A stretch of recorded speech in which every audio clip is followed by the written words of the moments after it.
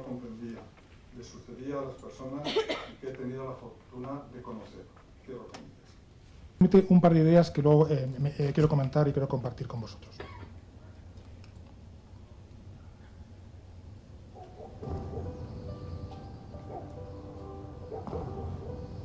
A ver, niños, ¿quién quiere que le cuente un cuento?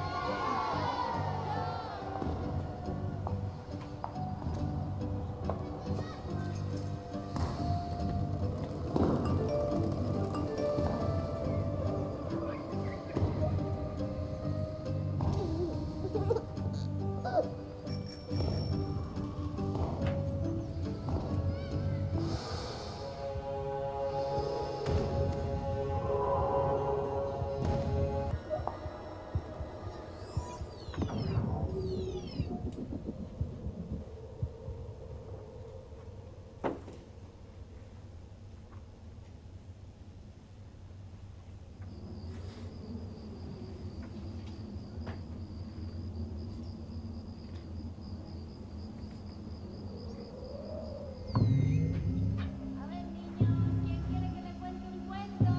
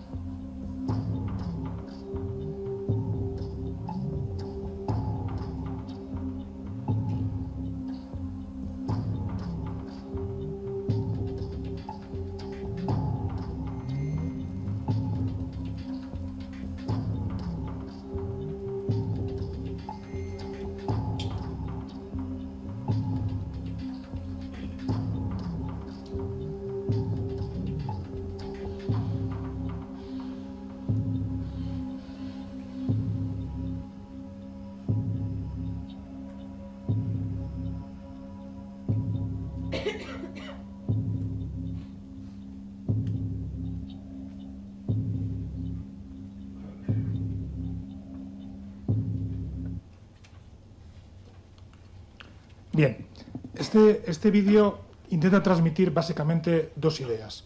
Una primera idea que tiene que ver con la invisibilidad que se nos van presentando los diferentes marcos, tanto económicos como políticos, como personales, como individuales, etcétera, etcétera. Invisibilidad e incertidumbre son dos de los elementos que están atravesando el conjunto del informe. Bien, el informe sobre exclusión y desarrollo social en la Comunidad de Madrid, junto con el conjunto del proyecto, es el final de un ciclo. De alguna manera intentamos retratar lo que ha sido el periodo de la historia social de nuestro país en estos últimos 10 años. Intentamos ver cuál fue ese momento en el año 2007 donde parecía que la europeización de las políticas sociales en España podía dar respuesta a muchas de las necesidades de nuestros conciudadanos, y en ese momento parecía que llevamos una enorme eclosión a nivel económico. Llegó la gran crisis, la gran recesión, y en el año 2013 presentamos un segundo informe que intentaba un poco testar cuáles estaban siendo esas consecuencias y, de alguna manera, cómo se estaba tensando nuestro sistema de protección y, de alguna manera, las diversas reformas que fue necesario acometer para que se pudiera mantener o que pudiera sobrevivir ese mecanismo. Y, por último, hemos hecho, para cerrar este ciclo, un trabajo que intenta indagar en cómo está la gente hoy después de este periodo de gran recesión durante 4 o 5 años en los cuales ha habido una mejora notable en términos económicos. ¿Ha afectado eso realmente a la población? ¿Le ha llegado? ¿Se ha transformado el mundo en el que estamos después de la gran recesión? ¿Qué ha sucedido? Bueno, pues esta es la idea del proyecto. Un proyecto que es el resultado de un trabajo riguroso y colectivo de más de 130 investigadores sociales, de 30 universidades, de un conjunto muy relevante de organizaciones de investigación social, que cuenta además con numerosas fuentes de información. Se ha tardado 4 años en ejecutar este trabajo, 60 trabajos de investigación, además apoyando el conjunto del informe, y un esfuerzo tremendo por tener datos propios.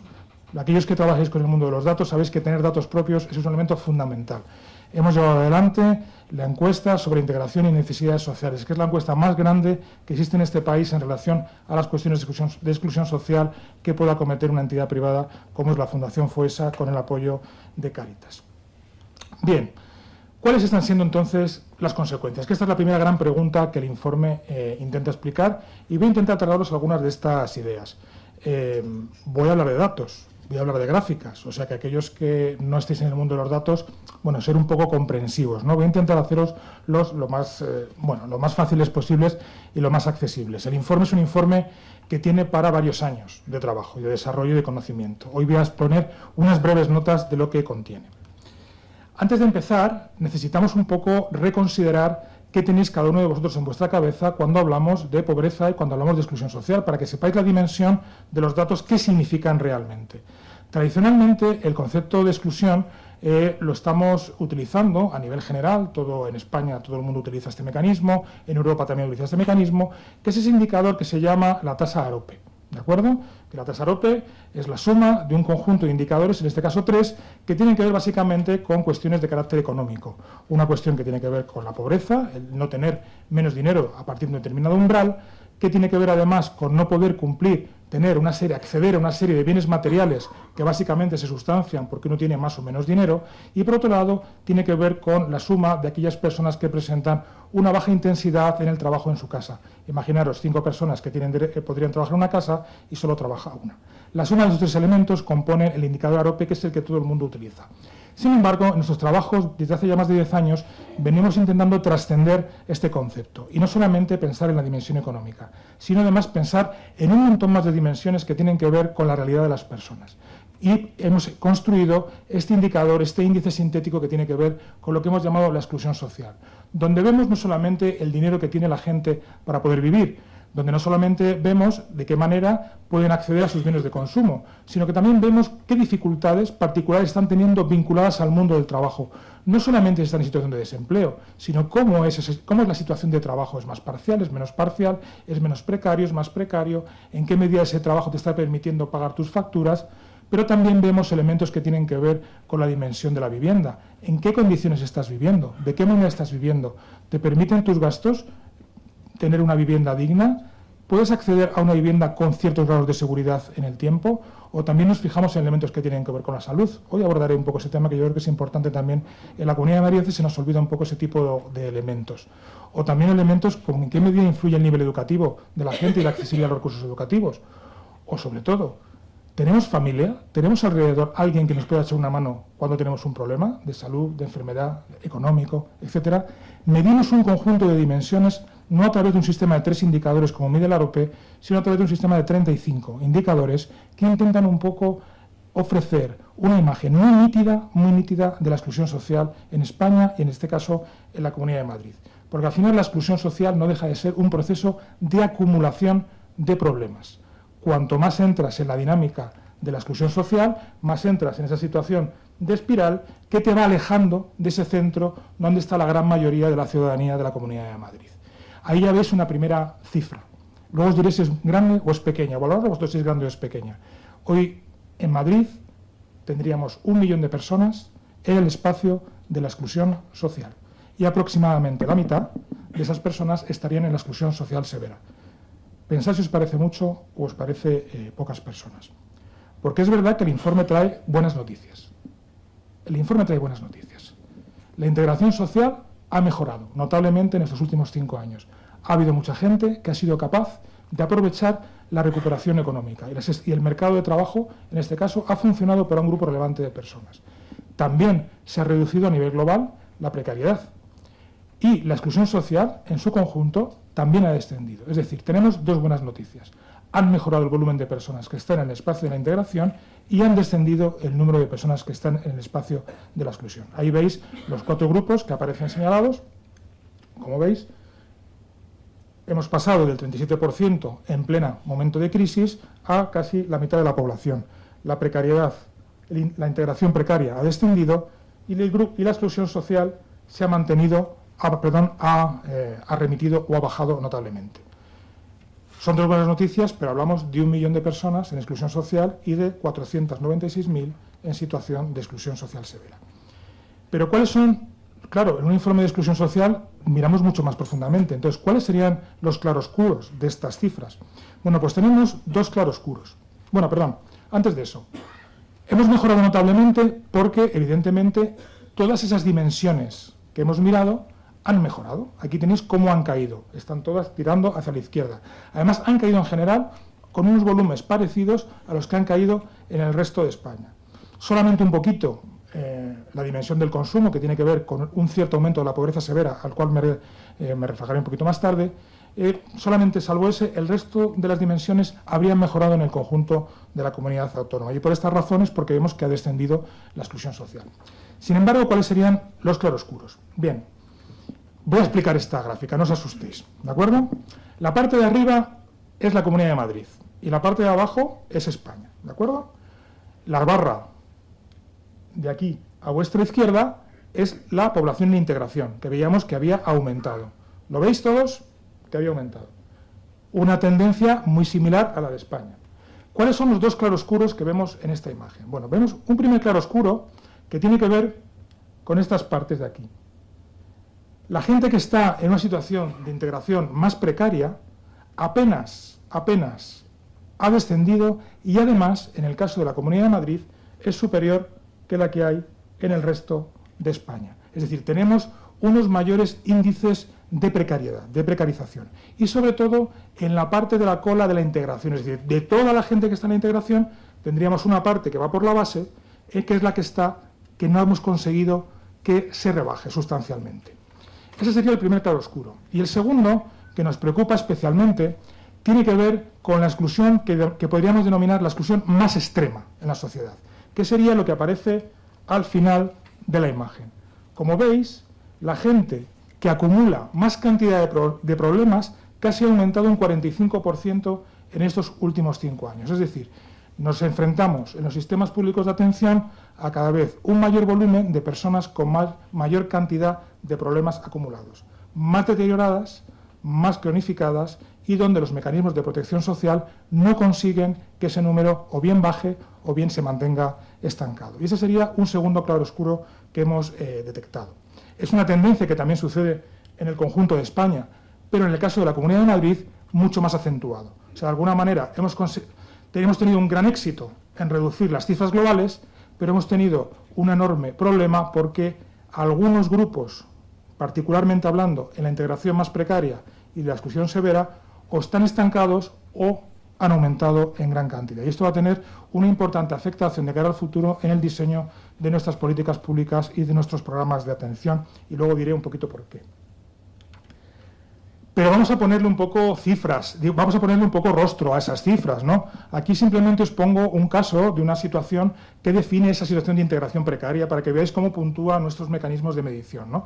Imaginaros una persona de esas que nos referíamos que estaba en esas barras de integración precaria, que estaba en el límite de situación. Bueno, pues es un matrimonio, esto es un caso real de la encuesta.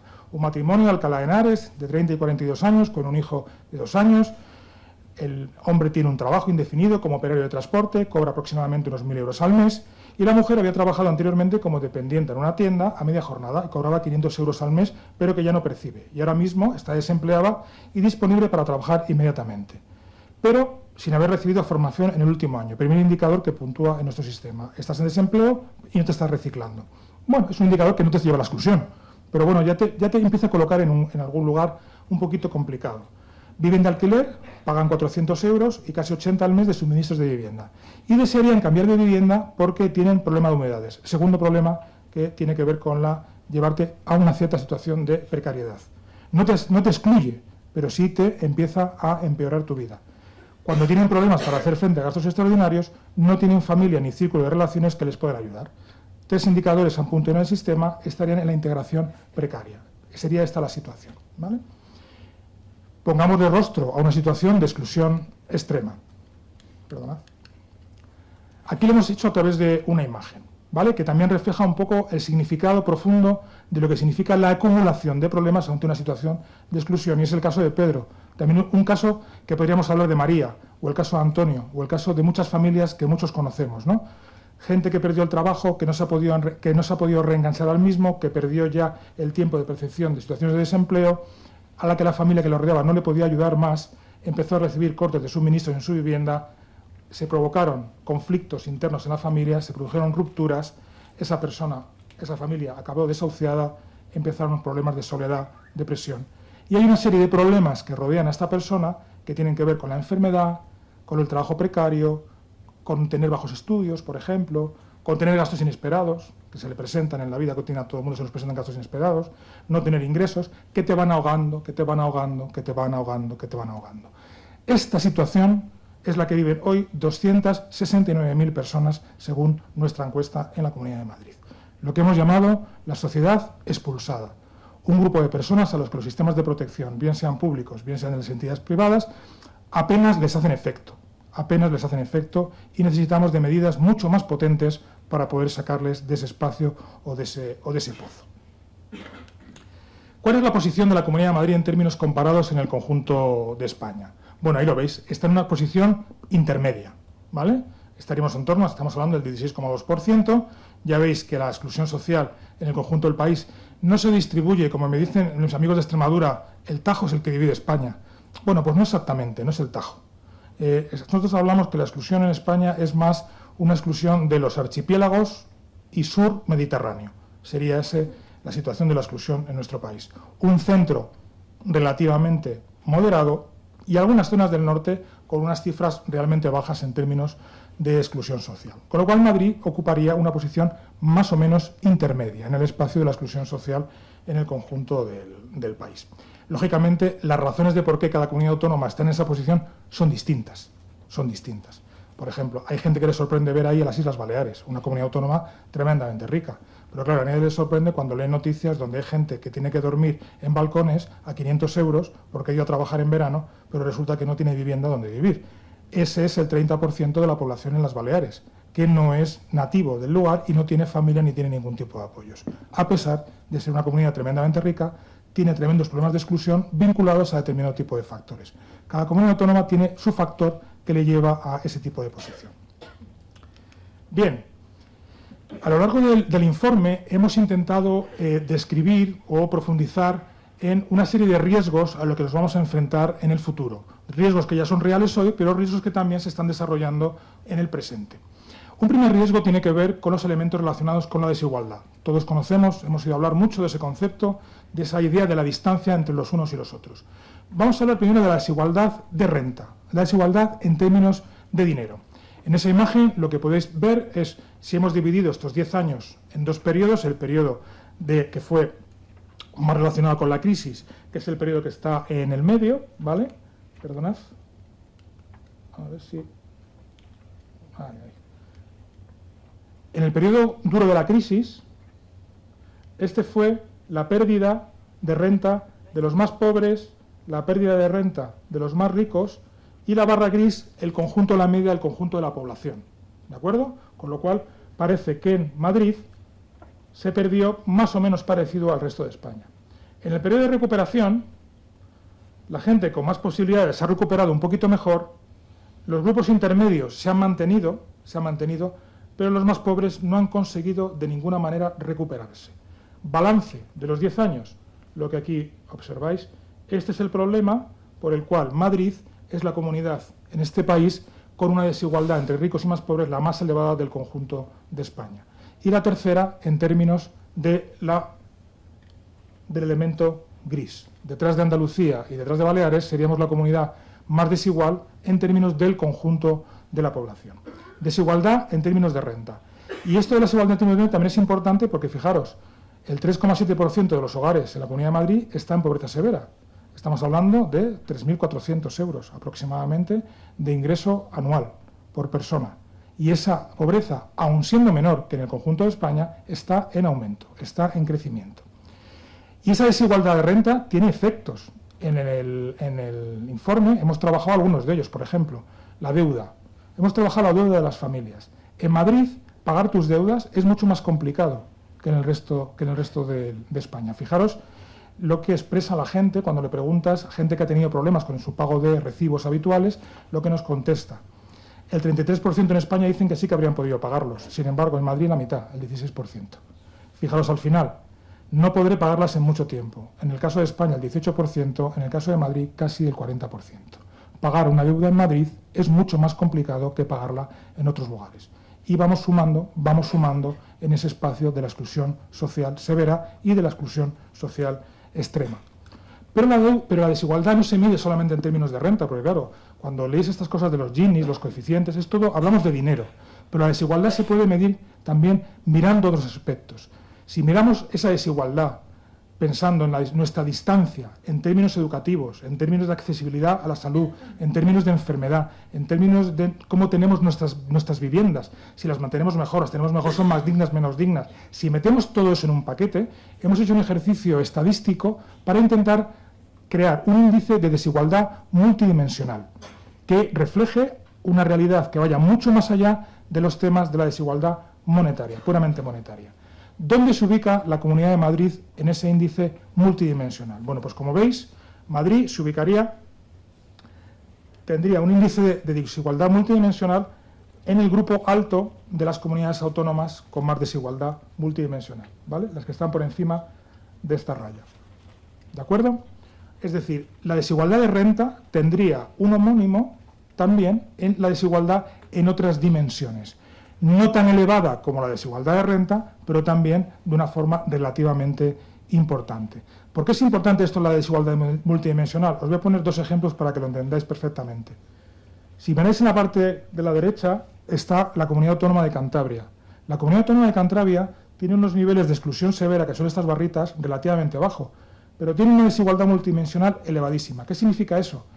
Que la Comunidad de Cantabria tiene poca gente en exclusión, pero está tremendamente alejada del resto, del conjunto de las personas de la comunidad.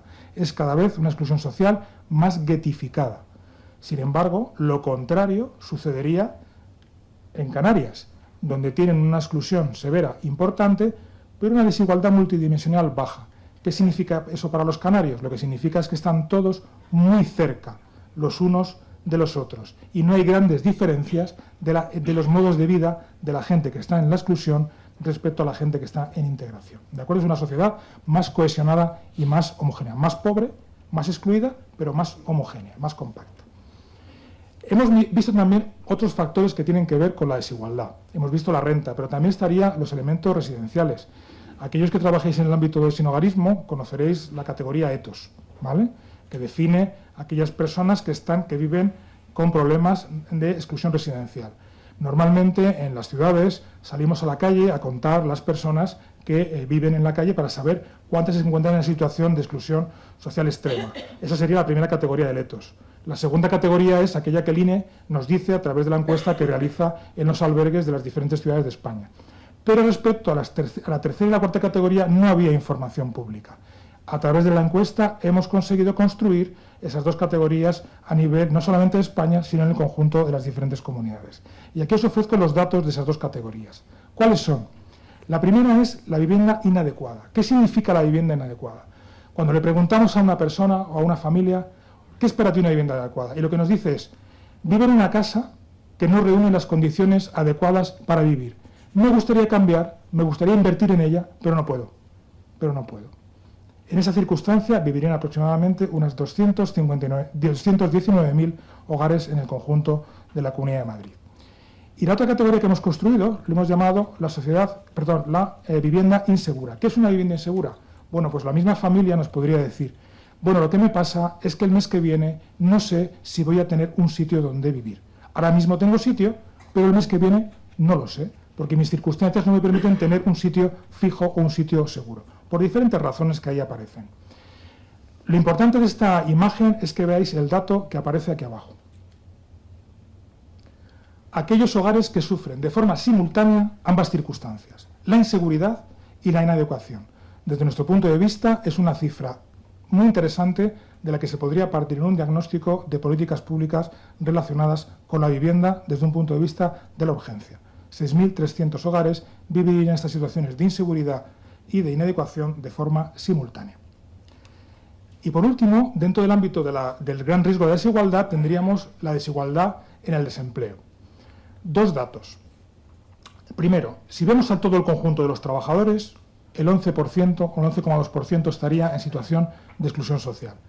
Pero lo más grave, además de eso que ya es grave de por sí, es que 6 de cada 10 personas que trabajan y que están en la exclusión están trabajando. Activos que están en la exclusión están trabajando. Es decir, a las personas en exclusión no se las puede acusar de no hacer esfuerzos por no querer trabajar. Están ahí porque el mercado de trabajo es un mercado de trabajo precario, por la precariedad, pero no por la falta de esfuerzo de la gente en querer trabajar. Con lo cual, la conclusión es obvia.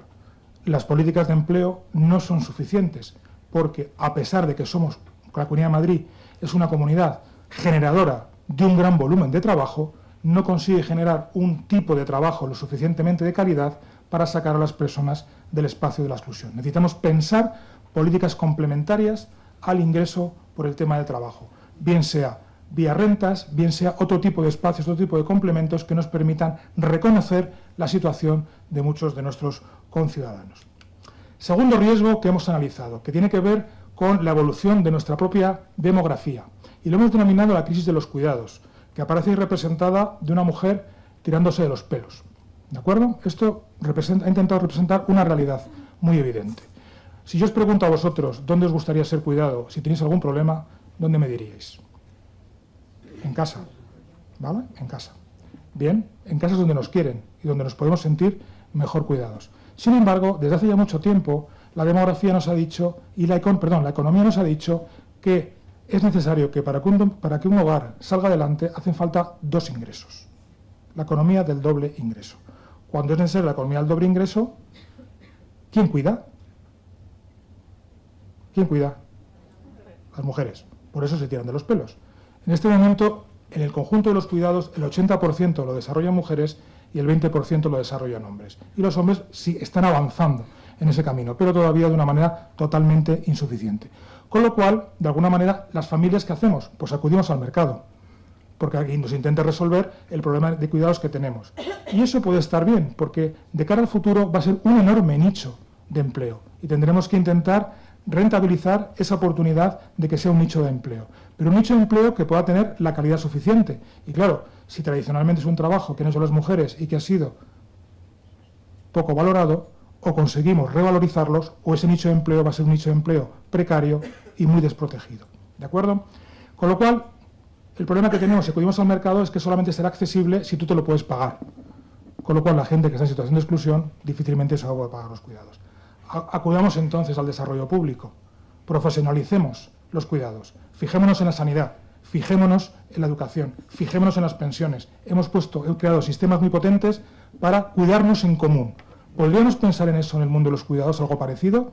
Quizá, pero desde luego en los últimos 10 años no ha habido ninguna apuesta de políticas públicas que apuesten en esta dirección. Con lo cual al final también nos queda la comunidad. ¿Podría ser la comunidad un posible actor para resolver esa situación? Bueno, pues hay experiencias locales que están intentando apostar por el tema de la comunidad. El problema que tenemos, y eso en Madrid, luego lo veremos en la siguiente imagen, que es, 2 imágenes después, que es muy elocuente, la palabra comunidad es una palabra en recesión. Es una palabra recesiva, es una palabra que se está poco a poco desapareciendo del imaginario colectivo y en la Comunidad de Madrid con mucha intensidad.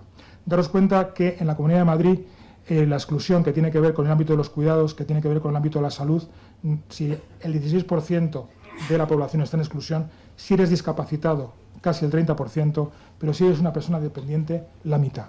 La mitad de las personas dependientes en la Comunidad de Madrid están en el espacio de la exclusión social. Fijaros aquí cuando le preguntamos a la gente, ¿cómo resuelves tú entonces esto de los cuidados? ¿Cómo lo estás resolviendo? Estos son datos ya de nuestra comunidad. Fijaros, personas que necesitan cuidados están cubiertos por un miembro del hogar. La Comunidad de Madrid, mucho más bajo ese mecanismo que en el conjunto de España. Si es por un familiar no conviviente, fijaros, prácticamente inexistente, a diferencia del resto de España, donde es una fortaleza. Sin embargo, la Comunidad de Madrid se caracteriza por un gran índice de mercantilización de los cuidados, mucho más elevado que el resto de España. Y sin embargo, este mix de miembros del hogar y mercado, al final acaba dejando casi al 45% de las personas que necesitarían cuidados porque tienen dificultades para la vida diaria fuera del marco de los cuidados. Este es el modelo de ciudad, perdón, el modelo de comunidad que tenemos en el ámbito de los cuidados. Además, las perspectivas no son buenas y la imagen que viene a continuación creo que expresa suficientemente lo que os voy a decir. Madrid se caracteriza por un modelo de ayuda muy distinto al del resto de comunidades autónomas. Le preguntamos a los hogares cómo dan y cómo ofrecen ayuda cuando se necesita. Fijaros, casi el 40% de los hogares en Madrid ni dan ayuda ni la reciben. Ni dan ayuda ni la reciben. Solamente un 38%, fijaros qué diferencia con el conjunto de España, se apoya en la ayuda mutua. Menos benefactores, menos ayuda mutua, menos receptores de ayudas directos y mucha más gente al margen del dar y del recibir. Vivimos en una comunidad autónoma donde lo que hemos denominado la fatiga de la solidaridad es tremenda, es tremenda. ¿Quiénes son entonces las personas que están en exclusión viendo estos primeros datos relacionados con los riesgos sociales? Bueno, simplemente un breve comentario. Vamos a diferenciar el peso demográfico que suponen los diferentes grupos en nuestra comunidad de la gravedad o la incidencia que puede tener la exclusión sobre diferentes grupos. Desde el punto de vista del peso, de quienes están en exclusión y que demográficamente pesan más, son más cuantitativamente, pues tenemos que son hombres entre 45 y 65 años, que además la mitad de ellos están trabajando y que además casi 8 de cada 10 son de nacionalidad española. Cuantitativamente ese es el peso más mayoritario del conjunto de la comunidad. Aparentemente no tenemos esta imagen en la cabeza. Sin embargo, si pensamos en qué grupos lo tienen más difícil, serían las mujeres, también simultáneamente las personas entre 45 y 65 años, aquellos que buscan empleo y si son personas inmigrantes. ¿Por qué la intensidad y la distribución son distintas? Hay muchos más españoles en exclusión que inmigrantes, pero los inmigrantes lo tienen mucho peor que los españoles dentro del espacio de la exclusión. Simultáneamente los hogares de 2 a 4 personas, no monoparentales, sin menores, en ciudades grandes y en barrios en buenas condiciones. Una de las cosas buenas que tiene la exclusión es que está muy repartida por todo el conjunto de la ciudad. Por eso es tan invisible, porque no son guetos, porque no se ve. Sin embargo, la incidencia se da mucho más en pueblos pequeños de la comunidad, en barrios degradados, familias monoparentales y familias numerosas. El informe también entra en analizar algunas de las respuestas que se están dando desde las políticas públicas. Voy a hacer unas breves consideraciones en ese sentido. El gasto social en la Comunidad de Madrid es más débil. ¿Cómo hemos llegado a esta conclusión? Para no vernos imbuidos por el tsunami de la crisis, que fue un momento difícil donde se produjeron una cierta devaluación de las políticas públicas, hemos evaluado el gasto público desde el año 2002 hasta el año 2013, un periodo de 11 años, ¿de acuerdo? De forma que las coyunturas no nos desequilibraran la mirada. Y en ese conjunto de años lo que vemos es que la situación de Madrid, si aquí veis en las diferentes administraciones públicas lo que acaban invirtiendo, si hacemos una base 100, ¿vale? Por lo que cada 100 se gasta en España, las diferentes administraciones se gastarían estas cantidades en euros, ¿vale? ¿Lo veis aquí? No llegarían a 100. Un ejemplo de ello, pues lo que aparece abajo en las rentas mínimas, por ejemplo, autonómicas. En el conjunto de España, la media por habitantes estaría en torno a 33 euros, la renta mínima de la Comunidad de Madrid sería 29 euros. Una situación de 78 sobre 100 en el conjunto del gasto en esa prestación especial como algo particular. Pero también hemos preguntado a los ciudadanos de la Comunidad de Madrid, vale, si vosotros creéis que hay poco gasto social, ¿se debería gastar más o en qué se debería gastar más? Pues curiosamente, dada esa falta de ayuda que hemos visto antes, que tiene que ver con el modelo de convivencia en la Comunidad de Madrid, curiosamente los madrileños y madrileñas confían mucho en que sea el Estado, la comunidad autónoma o el ayuntamiento el que les saque las castañas del fuego. Seríamos una comunidad tremendamente de un carácter universal. Cuando le preguntamos a la gente, ¿tú crees que la Administración tiene que facilitar un empleo para todos, una vivienda para todos, una renta mínima para todos, una ayuda en el caso de dependencia para todos los que lo necesiten? ¿vale?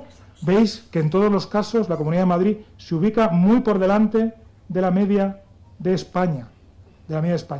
Los ciudadanos están pidiendo acceder a ese tipo de mecanismos de protección social. Y esto es importante, que lo tengamos en consideración. Fijaros, si tuviéramos que hablar de una mejora de los ingresos mínimos en la Comunidad de Madrid, tenemos casi que el 60% de la población apoyaría algún tipo de renta garantizada para el conjunto de la población.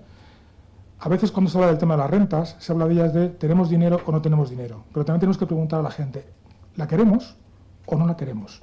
Luego ya veremos si la podemos pagar o no podemos pagar, pero tenemos que preguntar a la gente qué opina. Pues en este caso, la gente de la Comunidad de Madrid, casi el 60%, estaría de acuerdo en que la percibiera toda la población. Fijaros también cómo hemos valorado el acceso a determinadas redes de atención. El patrón de atención en la Comunidad de Madrid, entre los servicios públicos, los servicios de atención de las entidades, o en este caso de Cáritas, que hemos medido de forma particular, correspondería a esta curva que veis aquí arriba. Las administraciones, lógicamente, atienden más, aquí estaría Cáritas, aquí estarían el resto de las organizaciones. Esto es el modelo de España para personas en situación de exclusión, que se repite básicamente en el ámbito de la Comunidad de Madrid. Sin embargo, en el ámbito de la integración, el patrón no se repite de la misma manera. Cáritas atiende más que los servicios sociales públicos o otras organizaciones, lo que hace que al final convierta la gráfica en esta. ¿Por qué es debido esto? No es porque no se esté atendiendo desde los servicios sociales públicos, sino porque Cáritas, a lo largo de la crisis, alcanzó una cierta especialización en hogares con niños, con lo cual atiende cuantitativamente a mucha gente. Los servicios sociales también atienden hogares con niños, pero atienden, por ejemplo, a muchos casos de personas mayores, de personas solas, ¿de acuerdo? Entonces, por eso se produce esa cierta distorsión.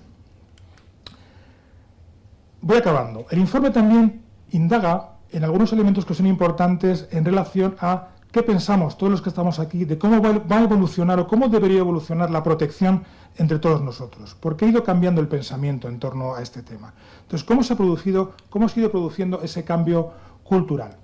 Bueno, habría un primer elemento que yo creo que todos somos conscientes de él, que es este que estamos viviendo de la crisis de representación política. No tanto de si tenemos que ir a votar más o menos, sino de esa situación generalizada donde mucha gente se siente enfadada con las instituciones y se siente enfadada con el marco político. Estamos viviendo una cierta crisis de representación que ha calado profundamente en el conjunto de la sociedad, no solamente española, sino también madrileña. Cada vez aumentan más las personas que son muy críticas con el sistema, aunque les gusta mucho hablar de política y participar en el ámbito político, y también están aumentando mucho aquellas personas que no creen para nada en el marco político ni institucional y además se han totalmente desafectado de ese marco de discusión. Esos dos grupos están aumentando sensiblemente, cuando no eran los grupos mayoritarios en la sociedad tradicionalmente. Esta crisis de representación lo que nos ha llevado es esto que hemos llamado el retorno de las emociones. De alguna manera hay una sensación entre todos nosotros de que estamos enfadados. Es un poco esa sensación primaria. Sin embargo, este retorno de las emociones lo que se está traduciendo es en los ismos, que llamamos. Se está traduciendo en un aumento de los nacionalismos, en un aumento de los machismos, en un aumento, y esto es lo más grave desde nuestro punto de vista, de los particularismos. Es decir, primero yo, como mucho mi familia a mi alrededor, después los demás y desde luego los que vienen de lejos, no sé cuándo. Los particularismos, el aumento de los particularismos. Y este aumento de los particularismos está haciendo cambiar el entorno en el que se mueven las organizaciones de acción social y en el que se mueven los ámbitos de protección social. Porque la ciudadanía cada vez tiene más presente ese particularismo a la hora de hacer las cosas. Este retorno de las emociones, de alguna manera, está planteando una cierta penalización de las políticas positivas. Esto hay este ejemplo me gusta mucho contarlo, bueno, pues porque el informe al fin y al cabo lo han escrito gente de la academia que han hecho muchas investigaciones, y hay una investigadora norteamericana que es una gran especialista en la sociología de las emociones que ha intentado explicar para Estados Unidos este fenómeno, pero que también es aplicable a lo que nos está sucediendo en España. Esta socióloga no entendía por qué había gente en su país que votaba o que creía en determinados movimientos tremendamente conservadores como era el Tea Party, por ejemplo, y que en el Tea Party además había mucha gente en situación de pobreza y exclusión social que no quería o no creía en la protección social pública. Entonces ella no entendía cómo se producía ese fenómeno. Esta mujer hizo un viaje a la empatía de esa gente, durante 5 años estuvo viajando a lugares donde había gente que pertenecía a estos grupos para intentar entender por qué les hacía llevar a ese tipo de opinión, porque era una opinión además muy reactiva, muy defensiva, muy contraria al conjunto del conjunto social, al conjunto de la protección social. Las 2 conclusiones que sacó fueron: la primera, al final somos todos iguales, porque todo el mundo nos preocupa, nuestra familia y nuestros hijos, pero lo más importante es la metáfora que ella nos compartió para entender este significado de la penalización de las políticas positivas. Ella nos dice: imaginaros, ubicaros en Estados Unidos, imaginaros una montaña donde hay una larga cola de hombres blancos subiendo en fila, en perfecto orden, porque además saben que si cumplen el orden, si respetan el sitio, si van subiendo la fila, cuando lleguen arriba van a haber cumplido después de la montaña el sueño americano. Han triunfado. Sin embargo, esos hombres blancos, Estados Unidos, el tema de la raza es un elemento importante, a lo largo de subir por esa fila observan que a derecha y izquierda les van pasando mujeres, discapacitados, negros y hasta pelícanos pardos, dice. En ese momento, esa emoción que surge en esas personas que están en la fila es lo que provoca esta situación de penalización de las políticas positivas. Primero, yo. Primero, lo que a mí me pasa. Aunque lo que a mí me pase no sea peor de lo que le pasa a la gente a la que deberíamos ayudar. En definitiva, además, este cambio cultural está haciendo finalizar nuestro modelo clásico de participación. Aquí veis las cifras para Madrid cuando le preguntamos a la gente cuál es tu índice de participación cívico-política, es decir, las asociaciones pueden ser una buena respuesta, las asociaciones de barrio, el que participes en un sindicato, que te afilies a un partido, que te apuntes a la asociación de vecinos. Ese tipo de asociacionismo clásico está en desaparición, está en detrimento. Y en el caso de la Comunidad de Madrid, fijaros la diferencia con el resto de España. Y no digamos en el ámbito de la exclusión social. Si ya de por sí en el ámbito de España era un elemento que estaba en caída, en el ámbito de Madrid prácticamente somos los líderes de la caída. Somos los líderes de la caída de esta modalidad, este modelo clásico de participación. En definitiva, y con esto termino, la tesis principal del informe, además de los miles de datos que pueden aparecer, es esta que aquí aparece en pantalla. Cada vez vivimos más en una sociedad desvinculada que necesita revincularse. Y creemos, a pesar de que la comunidad cada vez esté más denostada, va a ser la que en el futuro va a poder tener un papel esencial. Muchas gracias a todos.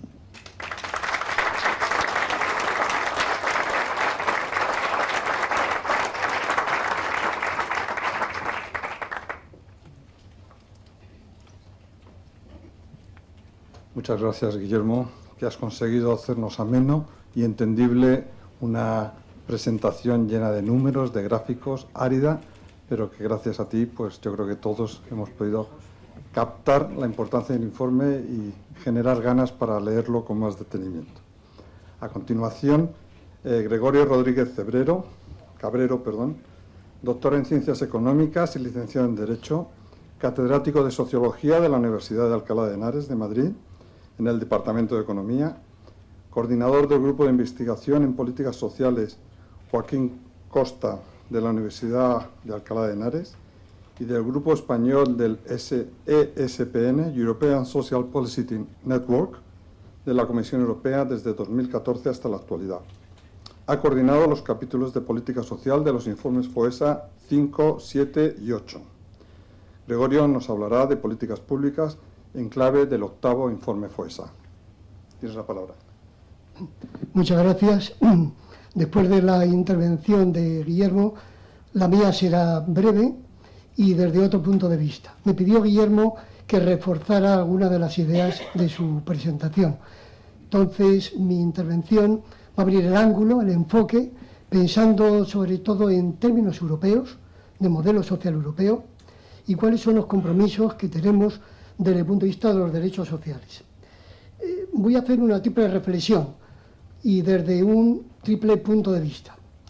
Uno, que las políticas sociales están dirigidas a conformar, reforzar y desarrollar los derechos sociales como parte esencial de los derechos humanos. Como parte esencial de los derechos humanos.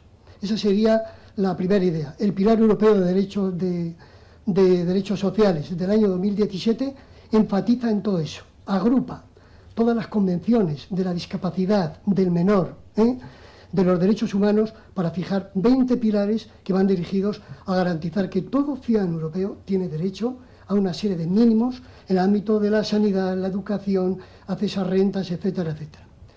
Segundo, esta filosofía se debe concretar, desde mi punto de vista práctico, en 3 objetivos.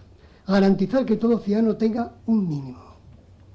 Segundo, que acceda a los servicios básicos esenciales: sanidad, educación, dependencia, servicios sociales. Y por último, promover todos los esfuerzos para que todo el mundo pueda trabajar, acceder al mercado de trabajo. Sería, digamos, el triple objetivo. Y luego, finalmente, sería, digamos, la última lógica, esto nos lleva a que tenemos que pensar, y aquí enlazo con lo que ha dicho Guillermo, pensar en los actores que intervienen en la producción de bienestar. Cómo tenemos que configurar el papel del mercado, del Estado, de los hogares y de la sociedad civil. Estamos en un proceso de remodelación y es donde yo creo que es lo más sustantivo de la reflexión que yo quería hacer esta tarde.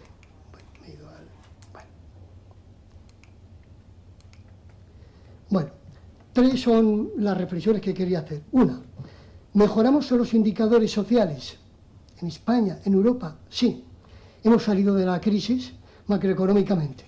Sin embargo, como se ha dicho anteriormente, hay una zona de nuestras sociedades que está insegura. Y ahí es donde tenemos que aplicar el foco. Los indicadores sociales se han mejorado, no en España, ahora pondré un gráfico sencillito, pero estamos estancados en la lucha contra la exclusión social. Hemos salido de la crisis, pero no hemos hecho progresos en el conjunto europeo, con la excepción de los países nórdicos, en la lucha contra la exclusión social. Segundo, tenemos que pensar qué podemos hacer los actores sociales. Y por último, quisiera pensar en cuáles son los objetivos de las políticas sociales en el siglo XXI, ya en la actualidad. Bueno, este gráfico sencillo donde comparo la Unión Europea y España, creo que se ve bien, nos indica claramente, cuando comparamos el año 2010 y el año 2017, cómo ni el conjunto de la Unión Europea ni España ha mejorado prácticamente en indicadores como el AROPE, es decir, exclusión y pobreza, en el riesgo de pobreza. En estos 2 indicadores ha habido una mejoría a nivel europeo, gracias a los países nórdicos, pero en el caso de España estamos estancados clarísimamente. Ha crecido el empleo, la actividad está mejorando, los ingresos de las familias han mejorado, pero sin embargo, como ahora explicaré, los indicadores de exclusión social no mejoran. Y eso es objeto del análisis de las políticas públicas si queremos efectivamente apostar por una sociedad solidaria e integrada. Incluso, fíjense bien, cuando analizamos el riesgo de pobreza antes de las transferencias sociales y eliminamos las pensiones, vemos que los recursos que dedicamos a la lucha contra la exclusión son muy pobres. Es decir, antes de hacer transferencias, en el caso de España en el año 2017, en el caso de la Unión Europea, el 25% era pobre.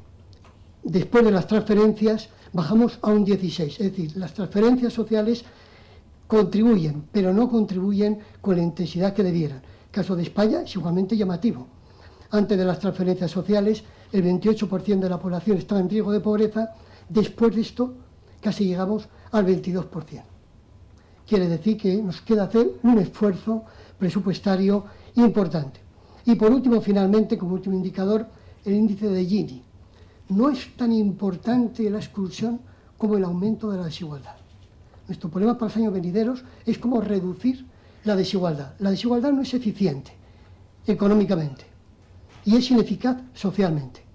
Ha habido una polarización de las rentas hacia la parte alta de la pirámide, un debilitamiento en las capas medias de la población y una minimización en los grupos de renta más bajos. Y es ahí donde va a tener lugar la corrección por parte de las políticas públicas. En el caso de Europa, evidentemente, la situación varía según donde nos situemos. ¿Dónde está situada la exclusión y dónde no hemos progresado? En la periferia sur. Irlanda, Portugal, Malta, Grecia, España, Italia, Grecia. Ahí no hemos progresado. Los países del este de Europa, algunos, están francamente estancados. Rumanía, Bulgaria, por ejemplo, están en situaciones realmente preocupantes desde el punto de vista de la exclusión social. Tanto hay una Europa de varias velocidades. Cuando hablamos del modelo social europeo, hoy día hay que hablar de un modelo social europeo fragmentado. Una parte noble, norte y centro, una periferia con una inseguridad, una inestabilidad y fragmentación social muy preocupante y una periferia final francamente excluida.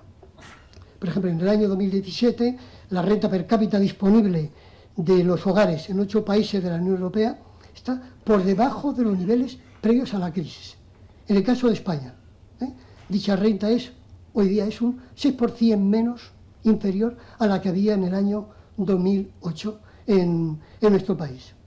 Y por último, se ha incrementado la inseguridad en un segmento de las clases medias, columna vertebral de la cohesión social. El último informe sobre empleo y situación social de la Unión Europea dedica un capítulo expreso a esta situación. Polarización en los extremos, pero también debilitamiento de una parte importante de las capas medias. ¿Por qué ha tenido lugar este estancamiento, incluso regresión, en la lucha contra la exclusión? Bueno, aquí habría que recordar el lamento reciente del presidente de la Comisión Europea, Juncker, que dice: qué mal lo hicimos. Qué mal lo hicimos. Aplicamos políticas indebidas, visto los efectos después de unos años de aplicar este tipo de políticas. Política de ajuste salarial y aumento de la precariedad laboral, políticas de consolidación fiscal que han frenado la capacidad redistributiva del estado de bienestar. Son los dos factores que explican el por qué todavía hoy no hemos salido socialmente de la crisis, al menos una parte de la población. En el caso de España, la combinación de políticas de evaluación interna, competitiva, salarial y de ajuste del gasto público entre el año 2010 y el 2015 pues han tenido un gran impacto en la lucha contra la exclusión y la desigualdad.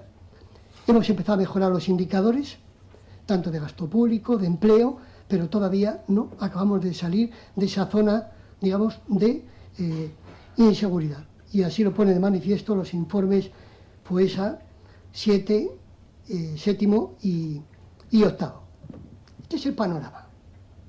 ¿Qué es lo que podemos hacer los actores? Yo siempre recuerdo que la producción de bienestar pertenece a 4 actores: el mercado, el Estado, la sociedad civil y los hogares. Y habría que hacer una reflexión sobre qué es lo que estamos haciendo en la actualidad. Mercado de trabajo. ¿Qué tipo de mercado de trabajo? Es clave. Antes decía Guillermo, un 12% aproximadamente de los que trabajan son pobres, viven en hogares pobres. Son salarios que impiden garantizar unos niveles de vida aceptables. ¿Eso qué tiene que ver? Con la negociación colectiva. Nos tenemos que preguntar por qué hemos debilitado la negociación colectiva en este país, que es muy importante, para poder efectivamente establecer entre los agentes y las empresas la mejora de los salarios y de las condiciones de trabajo. ¿Quién podía imaginar hace 20 años que hablaríamos de trabajadores pobres, de falsos autónomos, o de una mujer que esta tarde en la televisión hablaba que en los últimos 16 años había tenido en el País Vasco 760 contratos, todos temporales? Lo podíamos imaginar. Por lo tanto, hablar de mercado de trabajo es hablar de mejora salarial, negociación colectiva, mejora de condiciones de trabajo, igualdad salarial entre hombre y mujer, en general, mejora de las condiciones de trabajo y de salarios. El sector público es la columna vertebral de los derechos sociales. A través de él canalizamos recursos, impuestos, esfuerzos y le pedimos, mediante demanda social, movilizaciones sociales, reivindicaciones, le pedimos que materialice derechos sociales muy concretos. Pensiones, garantía de mínimos y servicios públicos fundamentales. Esto es clave. Esto es clave. La Unión Europea nos repite todos los días: servicios públicos de calidad. Si queremos dar servicios públicos de calidad, tenemos que hacer varias cosas al mismo tiempo. Mejorar la eficiencia de los servicios, No prometer rebajas fiscales alegremente, porque a lo mejor no podemos financiarlos. Establecer las mejores combinaciones para que la producción de estos servicios se adecúen a las necesidades de la población. En definitiva, estar más atento a la demanda social, y a la calidad que a la problemática de la financiación, por mucho que ésta sea importante.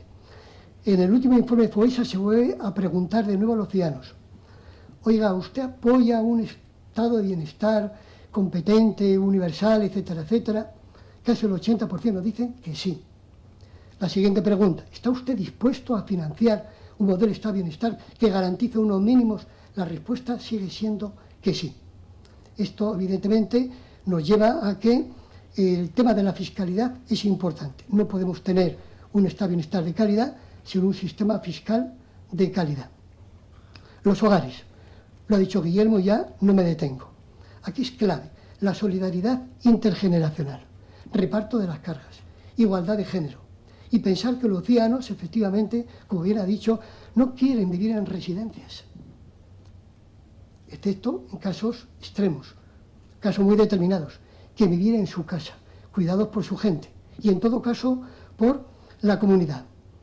La lógica de los cuidados y de las ayudas es una lógica muy sensible. Ahí entran las tradiciones, las emociones, el género. Esto hay que cuidarlo, hay que cuidarlo y hacer posible que la solidaridad intergeneracional y la igualdad de género jueguen en este campo. Y por último, la sociedad civil. Es preocupante lo que ha dicho Guillermo, de que baje el asociacionismo, que aumenta el particularismo. Una sociedad madura es aquella que efectivamente tiene una buena trama de organizaciones civiles, que tienen varias funciones: reivindicar, defender derechos sociales, y cuando falla el Estado, producir servicios y colaborar con el Estado en proyectos, programas que contribuyan al bien público o al bien común. Una expresión que también se utiliza poco, pero que debemos de reutilizar con fundamento. Y la sociedad civil nos aporta confianza social y participación social. Cada país de la Unión Europea tiene una combinación peculiar de todo esto. Debemos de aprender cuál es nuestra mejor combinación. Tanto dónde tenemos que trabajar en este país, mejorar nuestro mercado de trabajo, con claridad. Tenemos un mercado de trabajo que todos los años la Comisión Europea, en las recomendaciones específicas del país del mes de julio, nos dice: por favor, atiendan a la precariedad, reduzcan la temporalidad. Todos los años nos lo dice el mes de julio la Comisión Europea. El sector público. ¿Hemos mantenido el estado de bienestar conjunto? Sí. ¿Se ha debilitado financieramente? Sí. ¿Tenemos que hacer un esfuerzo para reforzar el papel del sector público? Sí. No todo es dinero, como he dicho. También que intentar que el sector público sea eficiente y sea eficaz, y lo puede ser. Por último, los hogares. Yo creo que es la parte invisible del sistema de bienestar, y hay que cuidar. Hay que cuidar los hogares, los mayores, nuestros niños y los cuidadores y cuidadoras. Y por último, hay que reforzar la sociedad civil. Ha costado muchos años, más de 40 años en este país, reconstituir la sociedad civil. Hemos centrado en los últimos años en fragmentación, enfrentamientos, debilidad, suspicacia. Hay que remontar esto. Sin una sociedad civil fuerte y sana no es posible disponer de un potente sistema de bienestar.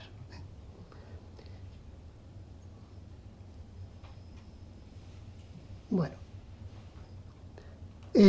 para ir terminando, las políticas sociales, estatales, autonómicas y locales, hay que pensar en todas al mismo tiempo, son centrales en la lucha contra la exclusión, a varios niveles.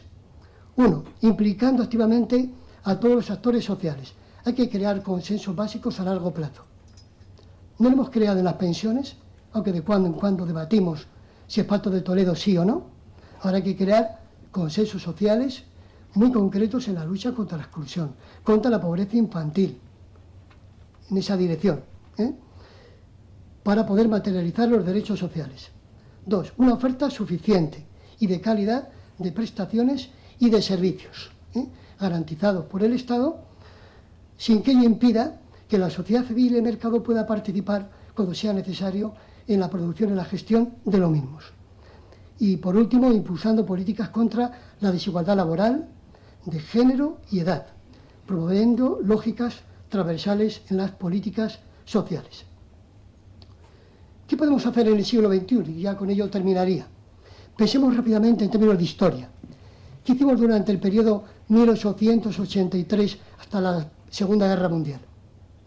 Crear el sistema de protección social, un sistema de seguridad social ligado al mercado de trabajo, garantizar sistemas para cuando la gente estuviera en paro, garantizar una pensión, cubrir las necesidades en situación de accidente laboral, invalidez, etcétera, etcétera, cubrir las necesidades de los niños. Ese básicamente fue el sistema, estuvo dirigido sobre todo al mercado de trabajo. Después de la Segunda Guerra Mundial dimos un salto hacia adelante, al menos en el modelo social europeo, y dijimos, todos son objeto de protección, los que trabajan y los que no trabajan, los ricos y los pobres, sin excepción. Y para eso creamos sistemas de bienestar, que es la protección social de la seguridad social, además de reforzada con sistemas públicos de educación, de sanidad, servicios sociales y finalmente la dependencia. Y por último, en la última etapa, la previa en la cual estamos ahora sumidos, ha sido el periodo 1980, el año 2010. Ha sido un periodo de cambio profundo, segmentación del mercado de trabajo, reestructuración del estado de bienestar, auge de la sociedad civil. Hemos sido capaces de prestar atención a colectivos que teníamos olvidados, personas con discapacidad, personas de la población gitana, inmigrantes, personas invisibles, mujeres maltratadas, infancia desprotegida. Pasamos de lo universal a enfocar grupos muy concretos que deben ser objeto de atención, lo que no es incompatible, la universalización con categorizar grupos especiales de riesgo. Ahí dimos un salto hacia adelante. Y por último, pues ya nos situamos en el siglo XXI. Yo creo que la crisis del año 2010, la gran recesión, fue un mazazo, pero también es una gran oportunidad. Como todos los periodos históricos, podemos contemplarlo a dos niveles. Toda crisis provoca perdedores. Eso es una lección de la historia, desgraciadamente. Perdedores. Y está, los perdedores, como en la crisis del año 29, como en las crisis pasadas, ha provocado perdedores que hemos dejado en el camino. En términos no solo de pobreza, sino de depresión, suicidios. Los costes han sido muy elevados. Pero igualmente las crisis hay que pensarlas en términos de oportunidad. ¿Qué podemos hacer? Primero, para paliar los costes de la crisis y segundo, para dar un salto adelante en el desarrollo social, es decir, en el desarrollo de los derechos sociales. Desde mi punto de vista, y seguro que estarán de acuerdo conmigo, los objetivos que debemos encarar en los años venideros, al menos hasta mitad de siglo, son enfocar los derechos sociales como derechos humanos. Esto cambiaría la lógica, como derechos humanos fundamentales. Segundo, favorecer un desarrollo sostenible con el medio ambiente, con la capacidad de los hogares y la capacidad de los ciudadanos. Las políticas sociales tienen que estar en relación con la sostenibilidad, no solo ambiental, sino también de las capacidades de los individuos, de las mujeres y de los niños, que también son llamados a participar en el modelo social europeo. 3. Invertir. Las políticas sociales no son un gasto, es una inversión a largo plazo. Y los frutos los recogemos no inmediatamente, sino a largo plazo. Invertir en infancia. El niño educado de hoy es el niño cualificado profesional del día de mañana, que va a aportar ingresos, rentas y inputs muy importantes para la sociedad. Un niño pobre, que no está en la escuela, etcétera, etcétera, es un niño perdido para él y perdido para el conjunto común. Hay que invertir en cuidados de larga duración. Pusimos en marcha una ley. La gran recesión fue en España un mazazo tremendo. Todavía no hemos salido de esa situación, hay que volver a reinvertir ahí. Invertir en vivienda segura y aprendizaje a lo largo de la vida. Hacer que esto sea un continuo. Eso quiere decir también que las personas mayores jubiladas son todavía útiles, tienen conocimiento que tienen que aportar. Los parados tienen que seguir aprendiendo. Hay que hacer que el conocimiento, el aprendizaje circule de manera activa y positiva en el conjunto de la sociedad. Los retornos son de largo plazo. En demografía tenemos un problema muy grave. En calidad de vida de las personas y en desarrollo económico. Y por último, tenemos que crear un clima positivo de solidaridad intergeneracional. Esto es muy importante.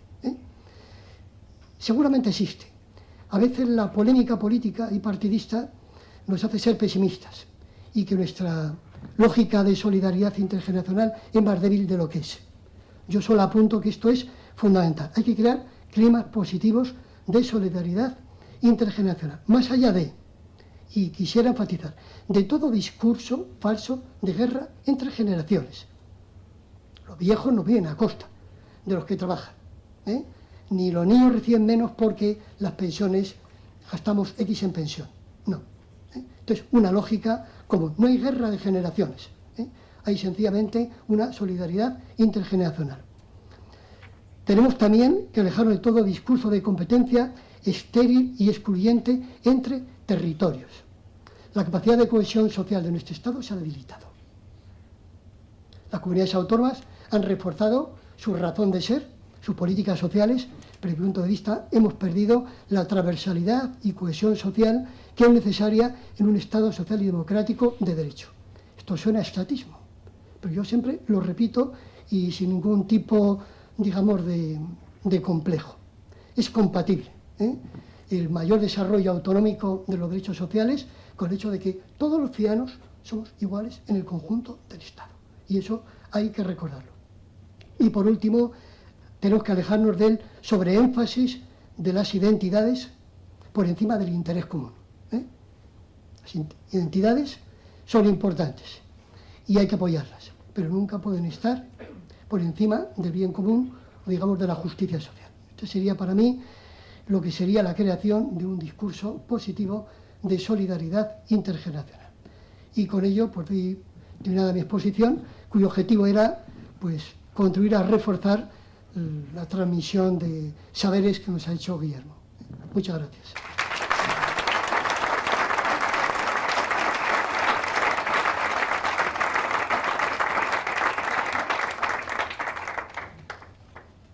Muchas gracias, Gregorio, por la sencillez, precisión de tus propuestas y de tus palabras, que yo creo que nos han quedado muy claras a todos. A continuación, Alberto Relleros Zubiri, consejero de Políticas Sociales, Familia, Igualdad y Natalidad, en representación del Gobierno de la Comunidad de Madrid, nos va a dirigir unas palabras. Muchas gracias. Buenas tardes a todos. En primer lugar, me gustaría saludar a don Carlos Osoro, cardenal arzobispo de Madrid, a Pepe Aniorte, delegado del área de Gobierno de Familias, Igualdad y Bienestar del Ayuntamiento de Madrid, directores diocesanos de Cáritas Madrid, Alcalá y Getafe, diputados, concejales, directores y subdirectores generales de la Comunidad de Madrid, querida Gema, también a amigos de la sociedad civil que hoy nos acompañáis. En primer lugar, me gustaría agradecer la invitación en nombre del Gobierno de la Comunidad de Madrid hasta la presentación de este informe y agradecer la existencia precisamente de un informe de la Comunidad de Madrid, porque nos sirve de muchísima utilidad para ser capaces de enfocar las políticas que queremos poner en marcha en la Comunidad de Madrid. Yo creo que, Guillermo, la verdad, admiro tu capacidad pedagógica, que en el poco tiempo que has tenido has sido capaz de darnos muchas señales y muchas vías, yo creo que de reflexión, que tenemos que profundizar en ellas para ser capaces de trabajar en adelante. Y de hecho ya lo he comentado contigo, que me gustaría tener una reunión contigo, con personas de FOESA, con personas de mi equipo, precisamente para profundizar en la información tan rica que tiene el informe, que estoy convencido que van a ayudar a orientar las políticas públicas de la Comunidad de Madrid en los próximos años. En primer lugar, me gustaría empezar reconociendo los datos que presenta el informe y que existe datos de pobreza en la Comunidad de Madrid. Yo creo que en algunos otros momentos ha habido discusión acerca de los datos, si existe, qué nivel de pobreza existe en la Comunidad de Madrid, en la Ciudad de Madrid, etcétera. Existe un dato importante de pobreza, también de pobreza severa. Yo creo que también hay datos positivos en el informe, que yo creo que también tenemos que tenerlos en cuenta, pero sobre todo me gustaría fijarme en aquellos datos sobre los que tenemos que trabajar precisamente para mejorar. Yo creo que ese millón de personas en situación de exclusión me parece que nos indican el camino por el que tenemos que trabajar, pero también me preocupan pues aquellas otras personas que aparecen indicadas en el informe, como los de exclusión social extrema, un número elevado de 269.000 personas, o también aquel colectivo que está dentro del colectivo de los integrados, pero que están en situación de riesgo y que también debe merecer atención, y posiblemente políticas públicas que sean diferentes de las de la exclusión social extrema, como son las 900.000 personas que están en esa situación de precariedad y que de alguna manera tienen que orientar la actividad de cualquier gobierno que quiera cambiar las cosas, en este caso en la Comunidad de Madrid.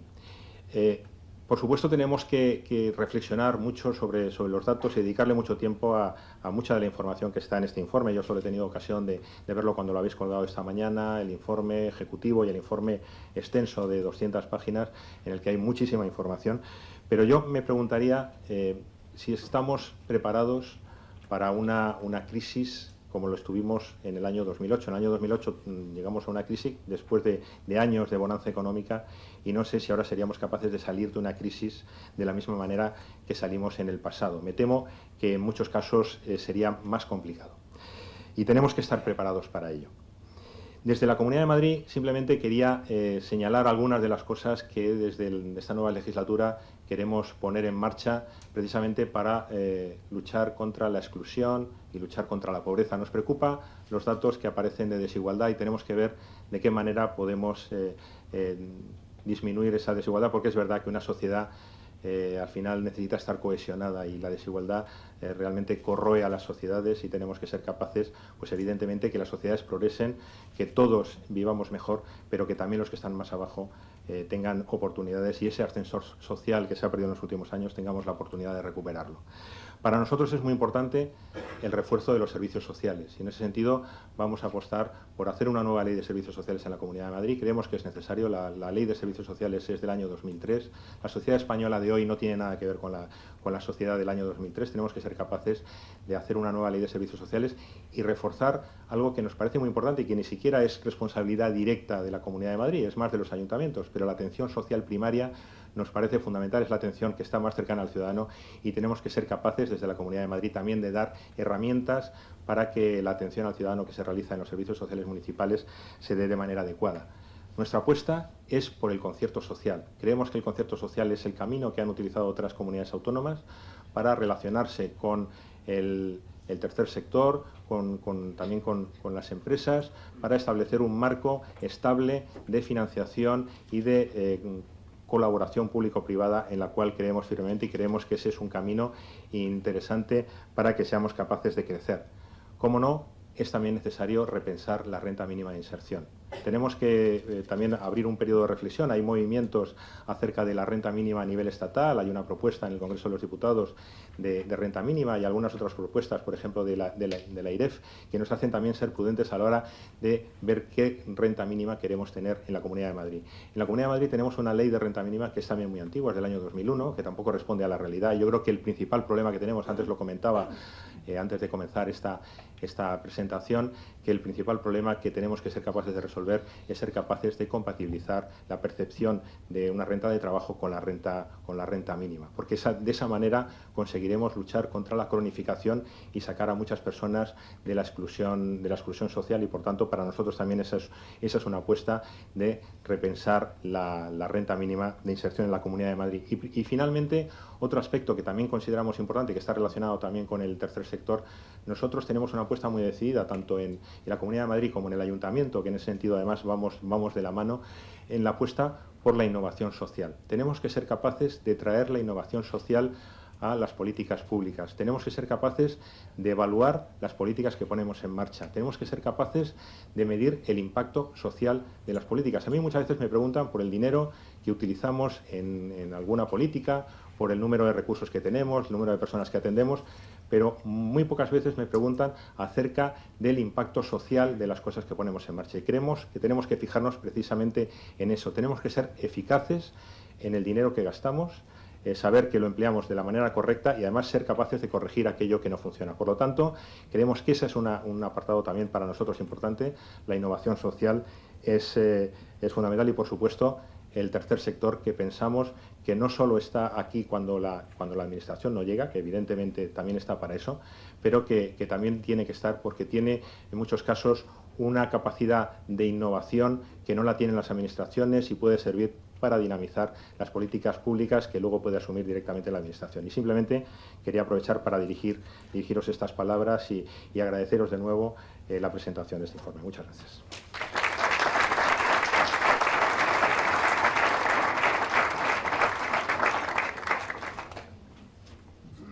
Gracias, Alberto, por tus palabras llenas de optimismo y entusiasmo. Nos ha encantado oír que el Ayuntamiento y la comunidad vais de la mano. Os pedimos también que no os olvidéis del Gobierno central, independientemente del signo que sea, porque es importantísimo que las tres administraciones os coordinéis y vayáis de la mano. Finalmente, don Carlos Osora Sierra, cardenal arzobispo de la Diócesis de Madrid, va a clausurar el acto.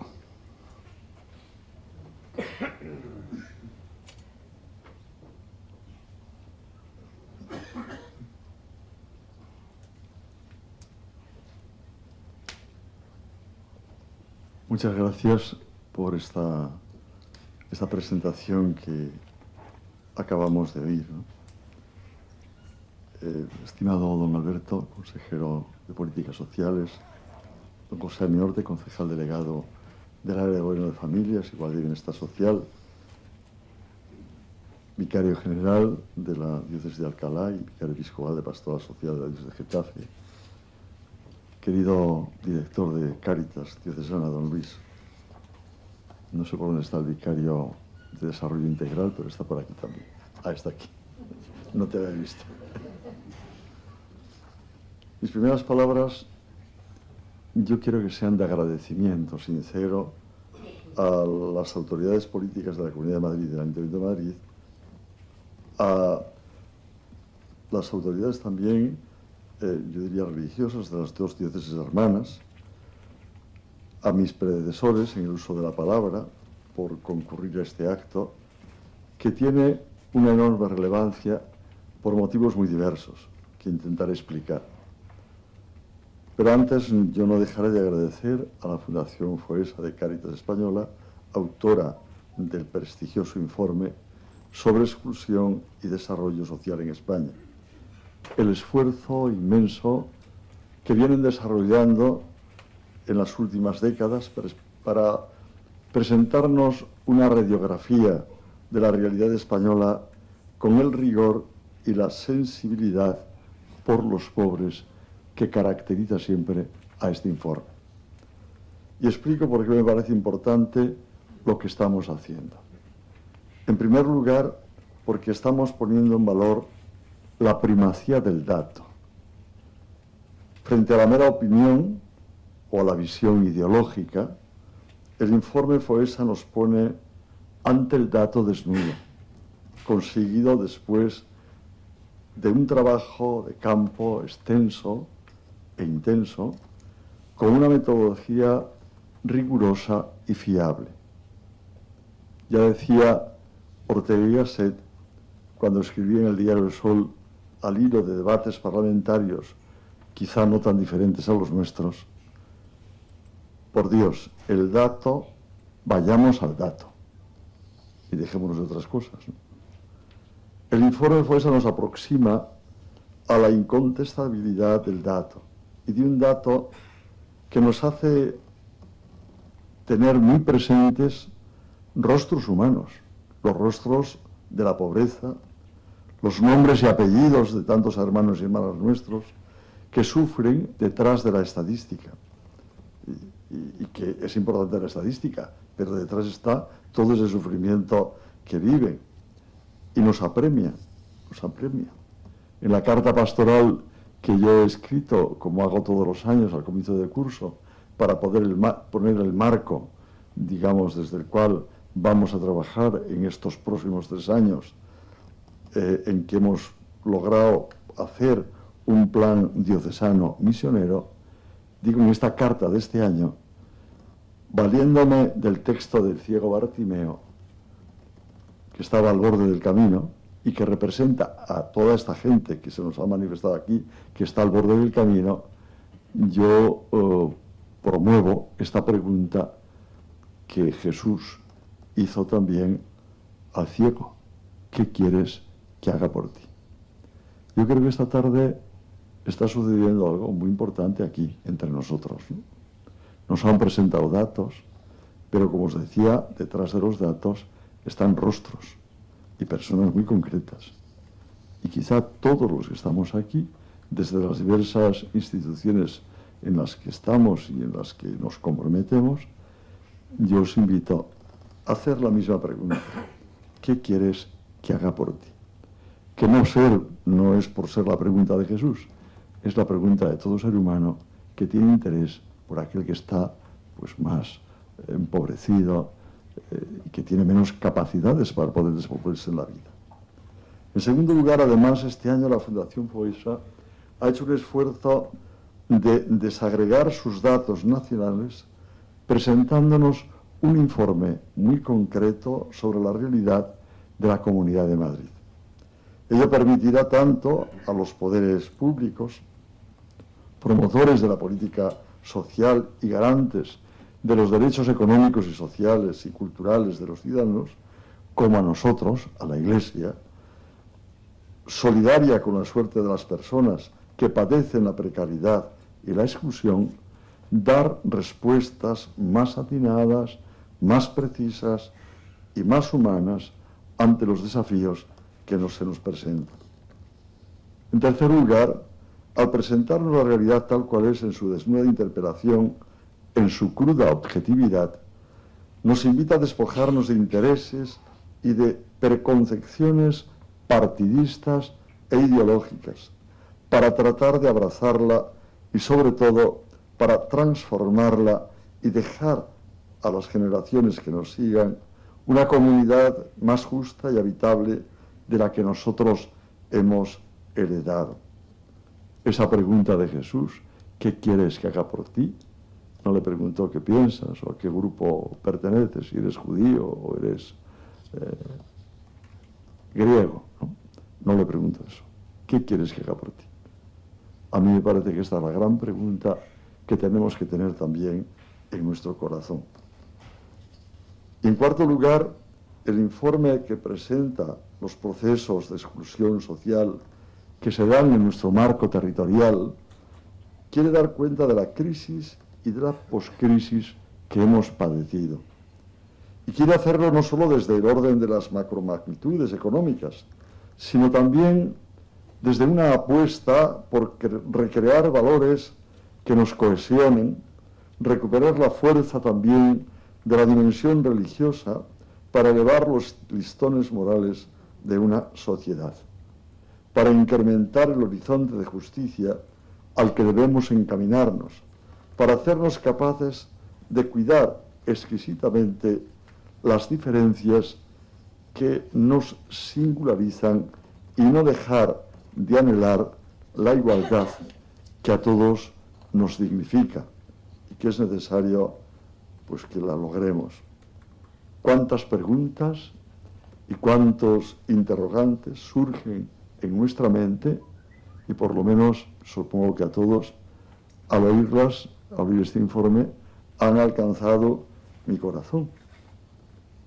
Cuando vemos además que esto produce una convivencia humana que está estropeada, no está arreglada. Debemos ser valientes para responder a las proposiciones, a lo que se nos ha dicho, a esas cifras, arreglarlas, a vivir eso que tanto le gusta al Papa Francisco, decir, hablar de la ecología integral, con una triple valentía. En primer lugar, con la valentía de colocar siempre a la persona en el centro, siempre en el centro. para los que queremos, así lo hizo Jesús siempre. Lo primero es la persona, y en el centro está la persona. Y cuando todos estos datos los vemos así, reaccionamos también de una manera diferente.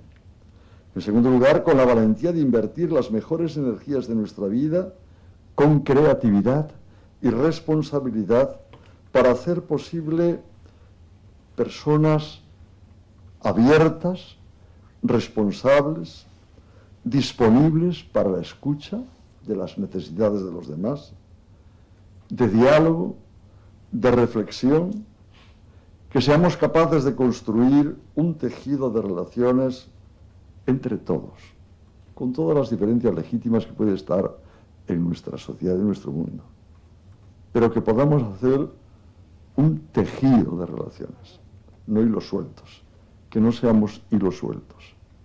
Los hilos sueltos no hacen nada.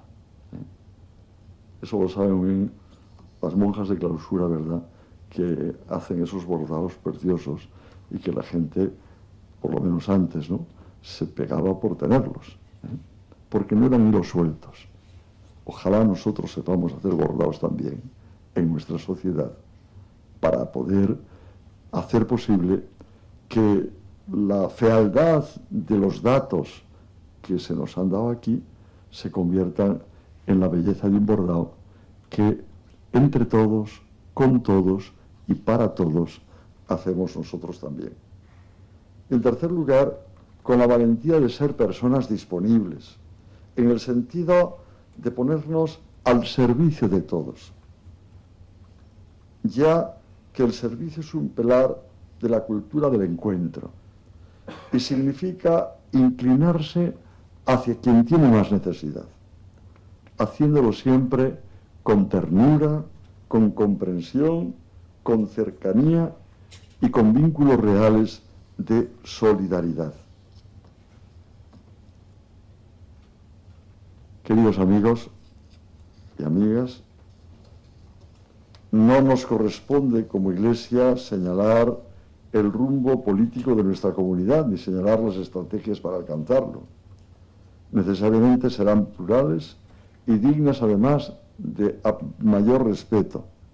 Pero como Iglesia sí podemos y debemos compartir esta excelente cartografía de la exclusión, repleta de retos éticos y políticos, y pedir que todos juntos, autoridades, sociedad civil, confesiones religiosas, hagamos de la persona, como os he dicho antes, el centro de todas las actuaciones, del bien común, el norte que nos guíe y la defensa de los derechos de los más débiles, la marca de calidad de nuestro servicio. Sinceramente, yo, como arzobispo de Madrid, y toda la Iglesia nos ponemos a disposición de todos para hacer esto, unidos todos. El derecho a la supervivencia en dignidad es el derecho más elemental que todos asumimos. Tenemos que asegurar que tanto los que residimos en la Comunidad de Madrid como los que vienen de lejos lo tengan garantizado. Debemos de asegurar que ningún niño carezca de techo en nuestro ámbito. Si las autoridades, la sociedad, la Iglesia, sacamos lo mejor de nosotros mismos, podremos avanzar, dar pasos de gigante en la apuesta por la integración y en el combate por la exclusión social. Este octavo informe FOESA, y en particular este informe relativo a la Comunidad de Madrid, es una preciosa oportunidad para hacer que, como el ciego Bartimeo, al cual antes me refería, por la carta que he escrito a todos los creyentes de Madrid y a todos los hombres y mujeres de buena voluntad, las personas que padecen cualquier postración social puedan alzarse de un brinco y recuperar la plenitud de derechos y el respeto a la dignidad que como hijos e hijas de Dios merecen. Cuando Jesús le dijo, ¿qué quieres que haga por ti?, el ciego se levanta y dice, que vea, Señor, que vea. Se trata de que vean también.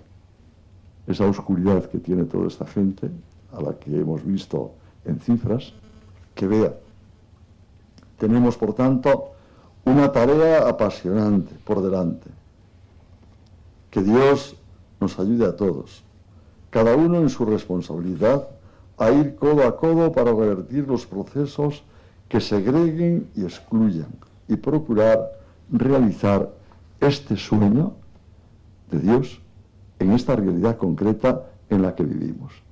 Me tenéis a vuestra disposición y todo lo que yo pueda hacer desde las instituciones que tiene la Iglesia, sabéis que lo vamos a hacer. Yo me uno y doy la mano a todos, a quien sea, porque esto es lo que hizo nuestro Señor Jesucristo, dar la mano a todos los que se encontró en el camino. Muchas gracias.